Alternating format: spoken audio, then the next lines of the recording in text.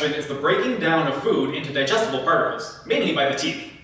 This means the ingested food particles are broken down into smaller particles by the acts of chewing in the mouth, churning in the stomach, and segmentation in the small intestine. By the grinding action of the teeth, the initial breakdown of food occurs in the mouth through the process of mastication.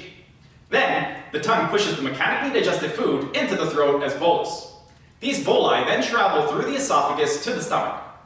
Peristalsis is the mechanism by which the food moves through the esophagus. The rhythmic contractions and relaxation of the segments of the longitudinal smooth muscles in the wall of the esophagus are involved in the peristalsis, allowing the unidirectional movement of the food through the alimentary canal. The food is then gently squeezed and mixed up with digestive juices by the muscular actions of the stomach, a process called churning. The digestive juices contain different enzymes to chemically break down the food. Both mechanical and chemical digestion of food takes place during several hours inside the stomach, producing a creamy paste called chyme, which enters the small intestine.